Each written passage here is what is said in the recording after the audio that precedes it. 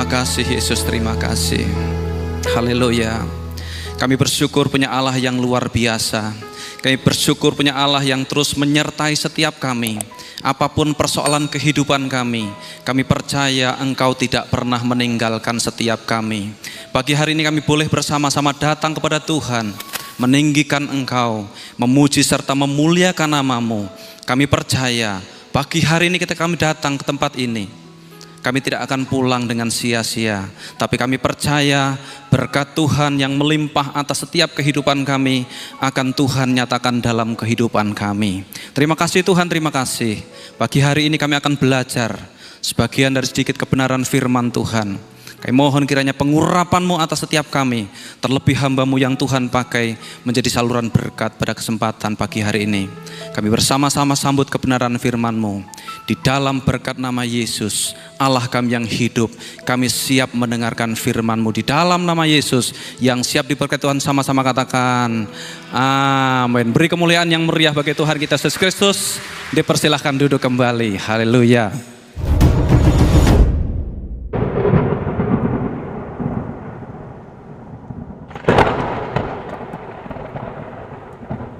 Ya, puji Tuhan. Shalom Bapak Ibu. Iya, puji Tuhan. Selamat pagi, selamat kita boleh datang kepada Tuhan dalam hadirat-Nya yang kudus, yang luar biasa. Pagi hari ini mari kita akan bersama-sama belajar kebenaran firman Tuhan dengan satu tema, satu dalam Kristus. Mari kita akan melihat kebenaran firman Tuhan yang pagi hari ini terdapat dalam surat Filipi pada pasalnya yang kedua, ayatnya yang pertama sampai ayatnya yang keempat. Sekali lagi Filipi pasalnya yang kedua, ayat pertama sampai ayatnya yang keempat. Dikatakan firman Tuhan begini. Jadi karena dalam Kristus ada nasihat, ada penghiburan kasih, ada persekutuan roh, ada kasih mesra dan belas kasihan. Karena itu sempurnakanlah sukacitaku dengan ini. Hendaklah kamu sehati sepikir dalam satu kasih, satu jiwa, satu tujuan. Dengan tidak mencari kepentingan sendiri atau puji-pujian yang sia-sia. Sebaiknya hendaklah dengan rendah hati yang seorang menganggap yang lain lebih utama daripada dirinya sendiri. Puji Tuhan. Diberkati Tuhan bagi setiap kita yang telah membaca kebenaran firman Tuhan, terlebih kita dapat melakukannya di tengah-tengah kehidupan kita dari hari lepas hari. Bapak Ibu yang saya kasih dalam Tuhan kita Yesus Kristus, dengan tema satu dalam Kristus, saya mengajak kita semua melihat kebenaran firman Tuhan ini, apa yang Tuhan ingin kerjakan di tengah-tengah kehidupan kita berkaitan dengan kesatuan di dalam Kristus. Saudara, mengawali khotbah pada pagi hari ini, saya bertanya kepada kita, murid-murid Tuhan Yesus itu kira-kira jumlahnya ada berapa Bapak Ibu? Masih ingat yang sekolah minggu gitu ya? Karena ini pelajaran sekolah minggu ya. Ada 12 orang. Nah, 12 orang di antara murid Yesus ini bermacam-macam latar belakangnya. Ada Lewi, dia bekerja sebagai pemungut cukai. Tetapi ada juga murid-murid Yesus yang berasal dari nelayan-nelayan kecil dari Galilea. Di sini ada dua tingkatan yang berbeda, kelas sosial yang berbeda. Ada kelas sosialnya tinggi, ada kelas sosialnya rendah. Lalu kemudian ada juga dari golongan anak muda, misalnya seperti Yohanes. Tetapi juga ada golongan dari orang tua, misalnya seperti Yakobus. Lalu di antara murid Yesus juga ada Simon orang Zelot, seorang anggota partai politik yang pada waktu itu mereka berkeinginan menentang pemerintahan Romawi, membuat satu gerakan supaya mereka terbebas dari pemerintahan Romawi. Tetapi ada juga sang Lewi yang bekerja sebagai pemungut cukai yang cinta dengan Romawi. Jadi ada orang tua, ada orang muda, ada yang bekerja untuk Romawi, tetapi ada juga yang benci Romawi. Begitu kira-kira. Nah, latar belakang ke-12 murid Yesus ini berbeda-beda. Karena perbedaan yang terjadi tengah-tengah persekutuan murid Yesus ini, makanya timbullah beberapa kali pertengkaran dan perselisihan di antara mereka. Misalnya Matius pasal 18. Dua murid Yesus datang kepada Yesus dan berkata, "Tuhan, kira-kira di antara kami ini siapa yang terbesar nanti dalam kerajaan surga?" Betul ya? Lalu perselisihan itu ternyata datang lebih lanjut, curhat dengan mamahnya Yohanes dan Yakobus datang kepada Yesus. Dia ngomong gini, "Tuhan Yesus, kalau nanti engkau menjadi raja kelak, tolong kedua anakku letakkan satu di sebelah kananmu, yang satu di sebelah kirimu." Betul ya? Pernah baca ayat itu ya? Pertengkaran terjadi. Ini 12 orang murid Yesus. Betul? Karena apa? Karena perbedaan pandangan, perbedaan latar belakang, perbedaan sosial yang terjadi, sehingga menimbulkan yang namanya pertengkaran. 12 murid saja Yesus itu, kalau saya pikir itu sudah repot ya, murid-muridnya ya. Apalagi jemaat GE Dr. Cipto berapa ini kira-kira ya? Ya, saya pikir ya lebih dari 1000 ya, ribuan. Pasti tentu kita juga punya latar belakang yang berbeda-beda, betul ya Bapak Ibu? Nah saudara, Bapak Ibu yang saya kasih dalam Tuhan kita Yesus Kristus, kebenaran firman Tuhan yang telah kita baca hari ini merupakan doa dan nasihat Paulus untuk jemaat yang ada di Filipi ketika mereka menghadapi yang namanya perpecahan dalam jemaat, Bapak Ibu. Nah saya membayangkan di jemaat kita yang jumlahnya lebih dari 1000 orang ini, pasti kita punya latar belakang pemikiran yang berbeda-beda. Beberapa waktu yang lalu saya ketemu dengan jemaat waktu saya melihat renovasi di sebelah itu ya. Ketika direnovasi dicat warna putih, ada yang komen, "Wah ini bagus, putih padang gitu ya. Padang putih, lampunya pateng kelencar padang." Tapi ada juga yang gini, "Wah ini lampunya kakean ini, boros iki." Gitu ya. Lalu kemudian lagi ada yang mengatakan, "Lantainya kok dicat warna putih toh, gampang kotor." Lalu kemudian saya lihat lagi, wis malah warna abu-abu saudara gitu ya. Malah warna abu-abu. Lalu kemudian setelah lampunya banyak begitu, ada yang komen juga, "Loh ini lampunya kakean, meskipun padang ngentek-ngentek ke strum," katanya begitu. Nah saudara, artinya apa? Artinya dalam komunitas kita sebagai orang-orang yang percaya, kita pun sama seperti jemaat yang ada di Filipi. Latar belakang kita, pemikiran kita yang berbeda-beda, mengakibatkan kita punya pandangan yang berbeda-beda. Betul? Tetapi kebenaran firman Tuhan menasehatkan kepada kita di sini. Dikatakan poinnya yang pertama, kita lihat. Ini nasihat Paulus. Oh, salah ini. Nah, nasihat Paulus untuk jemaat Tuhan yang ada di Filipi, meskipun kita berbeda-beda, meskipun kita ini tidak sama, tetapi kita harus menjadi satu di dalam Kristus. Amin Bapak Ibu. Ayat yang kedua kita sudah baca tadi ya. Dikatakan begini, "Hendaklah kamu sehati, sepikir, dalam satu kasih, satu jiwa, satu tujuan." Dalam konteks ini Tuhan mau supaya jemaat Tuhan yang ada di Filipi, demikian juga kita, bukan menjadi seragam. Menjadi satu itu bukan menjadi seragam, tetapi menjadi satu itu artinya kita berbeda-beda pemikiran, berbeda-beda latar belakang, bermacam-macam, tetapi kita disatukan dalam satu Kristus, satu kasih, yaitu kasih Kristus. Amin. Kalau menjadi seragam itu ya seperti paduan suara ini ya. Jadi pertama mereka inginnya bajunya beda-beda gitu ya. Semua ayo kita seragamnya warna biru, seragamnya jadi biru gitu ya. Ayo seragamnya warna merah, semuanya jadi merah. Tetapi Tuhan berkata lewat pesan Paulus kepada jemaat di Filipi, apapun perbedaan kita, apapun latar belakang pemikiran kita, hendaklah setiap kita, ayo kita sama-sama menjadi satu di dalam Kristus. Menjadi satu di dalam Kristus atau menjadi satu di dalam kasih. Itu pesan Tuhan untuk kita dalam ayatnya yang kedua. Menjadi satu dalam kasih itu seperti apa kira-kira? Ya, saya teringat karena saya guru sekolah minggu Bapak Ibu. Ada satu lagu sekolah minggu tentang kasih. Nah ini banyak guru-guru sekolah minggu KA1 dan KA2. KASIH, bisa ya? KASIH,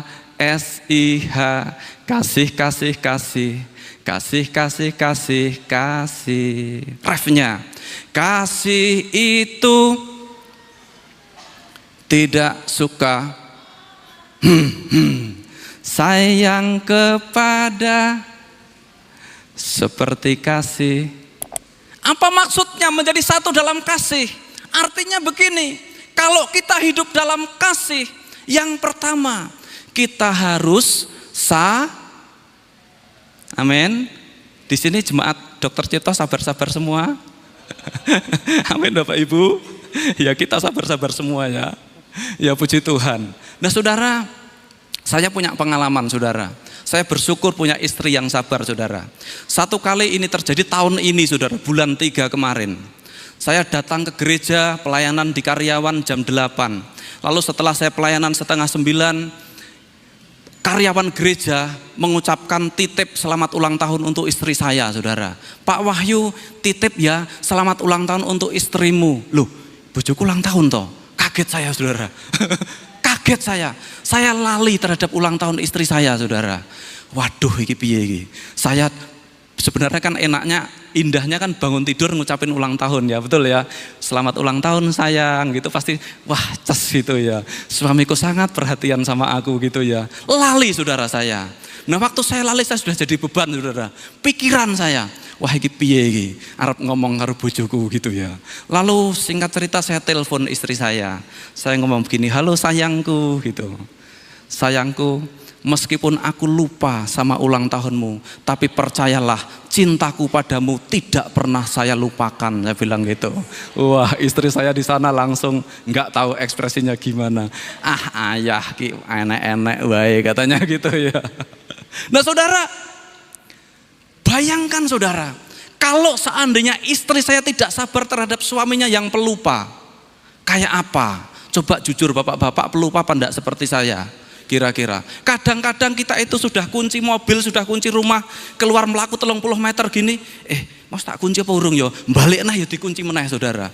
Nah itulah bapak-bapak saudara, kadang-kadang seperti itu. Nah saudara bapak ibu yang saya kasih dalam Tuhan kita Yesus Kristus, sabar.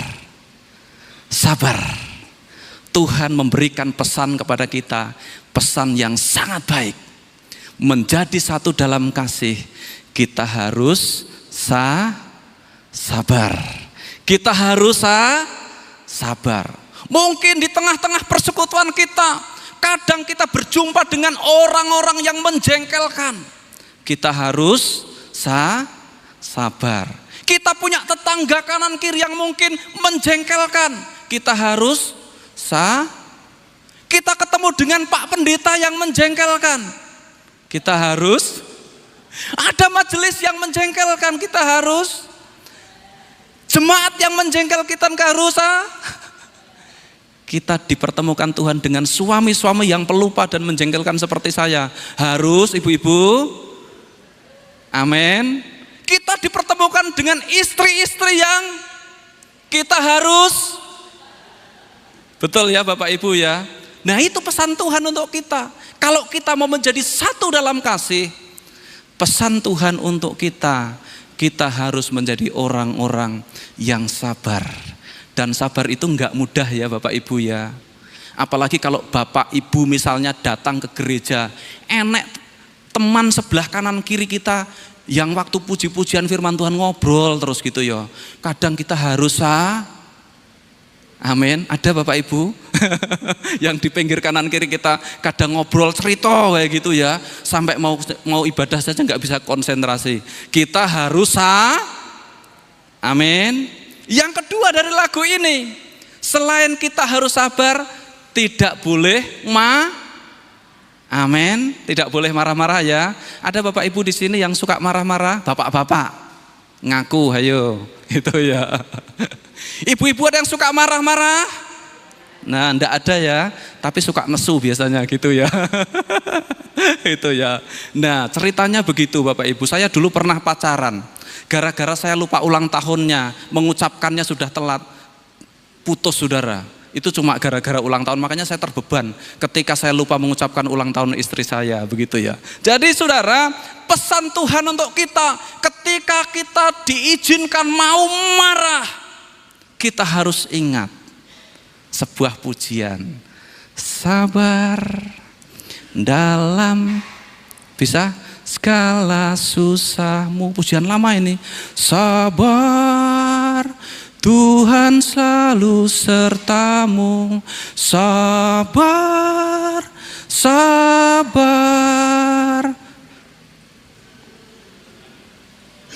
Wah, ini generasi muda nggak bisa lagu ini ya. Jadi lagu ini mengajarkan kita untuk sabar dalam segala susah, dalam segala senang kita harus sabar karena Tuhan akan menyertai setiap kita. Amin. Nah, firman Tuhan berkata kepada kita, apapun perbedaan yang ada di tengah-tengah persekutuan kita, firman Tuhan berkata, kita harus menjadi satu dalam kasih. Saya kasih ilustrasi yang menarik. Apa ini Bapak Ibu? Kolak ya. Nah, Bapak Ibu pernah makan kolak? Pernah ya? Kolak itu terdiri dari apa? Kira ini kolak apa ini? Kolak pisang ya. Kolak pisang terdiri dari apa? Pisang. Kolang kaling, wah jadi seger nih ya. Terus apa lagi?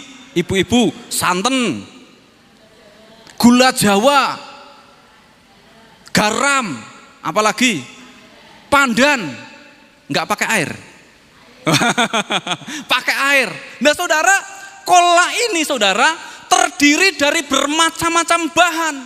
Tetapi ketika dia diolah menjadi satu, saya heran kok namanya bisa kolak saudara. Aneh ya, kok namanya bisa kolak. Berbeda dengan ini. Poin yang kedua kita masuk, ilustrasinya adalah kopi. Kopi bahannya apa saja? Kopi, tentunya kopi ya, namanya juga kopi. Yang kedua, air. Yang ketiga, gula. Yang keempat, wes ora ono ya, kecuali kopi susu gitu ya, tambah susu atau krim. Nah saudara, kalau kita melihat kopi ini, kan ini terdiri dari macam-macam. Ada kopi, ada air, ada gula. Kok setelah diudak jadi satu, jadinya kok kopi namanya? Egois sekali kopi ini ya. Betul enggak kira-kira? Kalau kolak itu banyak bahan, tetapi ketika dia disatukan jadi satu, namanya kolak. Dalam persekutuan kita saudara, kita itu terdiri dari macam-macam. Firman Tuhan ngomong kita itu seperti anggota tubuh Kristus, ada kepala, ada tangan, ada kaki, ada jari-jari, ada anggota tubuh yang lain. Tetapi kita disatukan dalam satu kasih tubuh Kristus. Seperti kolak. Itulah persekutuan. Kalau kita mau mengelola persekutuan, kelolahlah persekutuan seperti kolak. Sehingga apa? Sehingga tidak rawan terjadi yang namanya pertengkaran atau perselisihan. Tetapi kalau kita seperti kopi, bahannya banyak, tetapi ketika diolah sudah jadi satu, kok cuma kopi namanya? Ini kopi, ini egois. Makanya apa? Makanya saya memberikan judul tema ini, penghambat kesatuan adalah ego dan kepentingan diri. Orang yang egois, orang yang mementingkan diri sendiri, itu seperti kopi. Teman-temannya nggak pernah ketok, nak perlu dihilangkan. Jadi dia ngomong gini, ya ini kopi ini kan terdiri dari gula, air, kopi, tetapi tetap saya. Dalam kehidupan berjemaat, ada orang-orang tertentu yang sering mengatakan, gereja ini kalau bukan iki loh radadi. Berarti seperti kopi. Betul? Gereja ini kalau bukan aku loh radadi. Wah ini tim praise and worship ini kalau bukan aku ini enggak jadi. Demikian juga dalam segala hal. Mungkin dalam kehidupan rumah tangga dan yang lainnya. Kadangkala Tuhan tempatkan orang-orang yang seperti itu di tengah-tengah persekutuan. Saudara, sedih enggak saudara? Sedih ya, tetapi poin yang pertama Tuhan tetap ingatkan supaya kita menjadi satu. Kelingan kolak Aduh, hidupku ini harus seperti cola. Meskipun aku ini banyak, tetapi jangan aku seperti kopi. Kalau aku seperti kopi, berarti aku hari ini sudah egois. Hari ini aku sudah mementingkan diri sendiri. Makanya firman Tuhan dalam poin ini dikatakan begini. Dikatakan firman Tuhan, janganlah tiap-tiap orang hanya memperhatikan kepentingannya sendiri, tetapi kepentingan orang lain juga. Ingat Bapak Ibu ya, kopi. Kalau kita mulai mau menonjolkan diri, mau menganggap diri lebih penting, mau menanggap diri kita lebih utama, ingatlah ilustrasi ini, bahwa jangan-jangan kita sudah seperti kopi. Kalau kita sudah seperti kopi, ayo kita sama-sama balik seperti cola. Amin. Artinya apa? Kita sehati, kita sepikir, tanpa apa? Tanpa memandang bahwa kita ini paling unggul, orang lain tidak utama daripada kita. Nah Bapak Ibu, Saudara yang saya kasih dalam Tuhan kita Yesus Kristus, kebenaran firman Tuhan datang kepada kita pagi hari ini. Mari kita belajar 2 hal saja, ini penting. Yang pertama, yuk di tengah-tengah perbedaan kita, meskipun kita beda-beda, latar belakang sosial, kita latar belakang pendidikan berbeda, latar belakang apapun berbeda, kita kadang punya pemikiran yang berbeda-beda, untuk memberikan sumbangan mungkin pemikiran untuk gereja ini beda-beda. Itu pasti. Enggak mungkin kita banyak ribuan orang kok kita sama pikirannya ya, enggak mungkin ya. Tetapi ketika kita diizinkan hidup, tinggal, bersekutu dalam satu persekutuan yang sama, hendaklah kebenaran firman Tuhan ini tertanam dalam setiap hati kita masing-masing. Kita belajar untuk menjadi satu kasih di dalam Kristus. Kita belajar menanggalkan keegoisan kita. Kita belajar menanggalkan mungkin ada dalam kehidupan kita, dalam hati kita kesombongan yang mungkin bisa menghambat persekutuan kita. Kita tanggalkan itu dan kita kembali dalam satu tujuan. Kita adalah satu persekutuan di dalam Kristus. Ingatlah cola dengan kopi tadi serta kebenaran firman Tuhannya. Nah, mari saya undang pemain musik boleh maju ke depan. Nah, yang terakhir, pemain musik boleh maju ke depan. Yang terakhir, kita akan melihat bersama-sama. Ini dampak positif, saudara. Dampak positif dari kesatuan dalam tubuh Kristus. Yang pertama, kalau kita memiliki kesatuan, maka pertumbuhan rohani dalam kehidupan kita itu pasti akan lebih sehat. Yang kedua, kalau kita memiliki kesatuan hati di tengah-tengah jemaat, maka kesaksian kita ini di tengah-tengah dunia akan kuat, saudara. Betul? Misalnya kita bersaksi, kok ternyata kita masih berkelahi di gereja, kita nggak akan kuat. Lalu kemudian yang ketiga, efektivitas pelayanan ini akan meningkat dalam pelayanan ketika kita ini bersatu. Maka saya percaya pelayanan kita akan lebih meningkat. Lalu kemudian 4, penguatan solidaritas dan kepedulian sosial. Kalau kita memiliki kesatuan hati yang kuat di dalam jemaat, pasti kita akan saling memperhatikan antara satu dengan yang lain. Amin. Yang kelima, mengurangi konflik dan perpecahan di tengah-tengah jemaat. Yang keenam, kesatuan hati mencerminkan karakter Kristus. Allah bersatu dengan Yesus Kristus, kita pun disekutukan dengan Yesus. Demikian juga Yesus menganjurkan setiap kita, mengharapkan supaya kehidupan kita juga hidup dalam satu kasih. Lalu yang terakhir, kebersamaan dalam misi dan visi gereja. Jika gereja bersatu, jemaat bersatu, semua yang melayani Tuhan bersatu, maka apapun yang menjadi visi dan misi gereja, kita akan bisa lakukan bersama-sama dengan pertolongan Tuhan. Amin. Mari saya mengajak kita semua, tim musik, boleh datang kepada Tuhan, kita naikkan satu pujian. Kami rendahkan diri di hadapan Tuhan, membawa hancur hati, dan biarlah setiap kehidupan kita boleh dijadikan satu oleh Tuhan. Haleluya Yesus, Tuhan terima kasih.